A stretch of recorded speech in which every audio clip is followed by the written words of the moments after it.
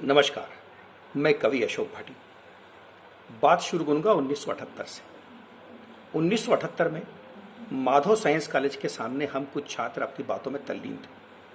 तभी एक भारतीय परिधान में एक व्यक्ति हमारे पास आया और उन्होंने भूगोल विभाग के हेड ऑफ द डिपार्टमेंट के बारे में पूछा।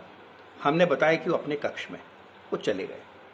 आधे घंटे बाद एक सूचना जारी हुई जिसमें सारे छात्रों को भूगोल विभाग के हॉल में पहुंचना था, सभागार में, जहां पर यह तय था कि पुरातत्व विषय पर एक व्याख्यान होगा।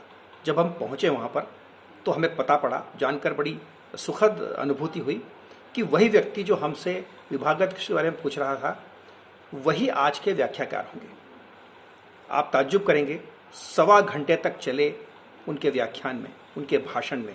हमें पता ही नहीं चला कि हमारा समय कब व्यतीत हो गया है। मंत्रमुग्ध होकर हम सुनते रहे। उन्होंने भारतीय संस्कृति पर और भारतीय पुरातत्व की जो निधि है उस पर इतना अच्छा बोला कि हमको आज तक उसके कई अंश याद हैं। हमें बताया कि भोपाल के पास जो भीमबेटका नाम की पहाड़ी है जिसमें भित्ति चित्र हैं वो 1,75,000 वर्ष पुराने हैं। यानी हम ये सोचें कि हमारी संस्कृति कितनी पुरातन है और कितनी समृद्ध है। इसीलिए दुनिया के तमाम विचारक, दुनिया के तमाम विद्वान भारत को जानने के लिए हिंदुस्तान आते हैं। और इस महनी कार्य में आदरणीय विष्णुधर वाकण जी की भूमिका बहुत महत्वपूर्ण रही है। उनका योगदान बहुत बड़ा रहा है। विक्रम विश्वविद्यालय का जो पुरातत्व विभाग है वो भी इसीलिए बहुत कहना चाहिए कि मजबूत है और बहुत विकसित है क्योंकि उसमें निर्देशन आदरणीय वाकणकर जी का रहा है। ये कह सकते हैं। मैं उनसे 2-3 बार मिला। एक बार तो उद्बोधन के समय और 2 बार मैंने उनसे केवल उनको देखा, दूर से बातचीत मेरी नहीं हो पाई। पर मैं जो उनके बारे में जाना सुना, मैं कह सकता हूं कि प्रकृति समय समय पर ऐसे आयाम रचती है जो हमारी अमूल्य निधि बन जाते हैं। या यूं कहें कि कुदरत पाषाण रूपी स्लेट पर समय रूपी लेखनी से ऐसी अमिट इबारत लिखती है जो प्रकाशमान इबारत बनकर, जो एक प्रकाशमान शिलालेख बनकर भारत के मानचित्र को हमेशा हमेशा गौरवान्वित करती रहती है, प्रकाशमान करती रहती है। ऐसे ही थे हमारे वाकणकर साहब।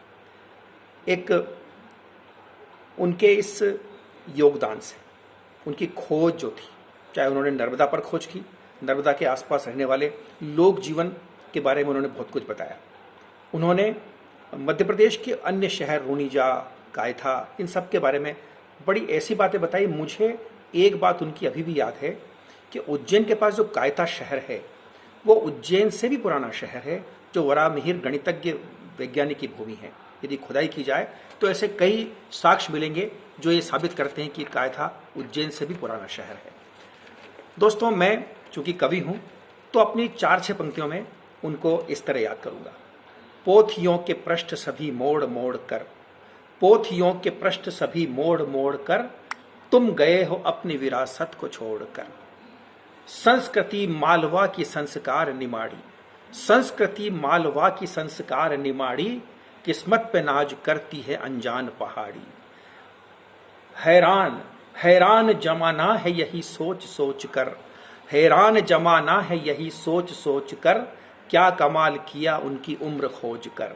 और भारत सपूत ऐसा कभी पाएगा नहीं, भारत सपूत ऐसा कभी पाएगा नहीं, वाकणकर दूसरा धरा पे आएगा नहीं। बहुत बहुत धन्यवाद, बहुत बहुत आभार।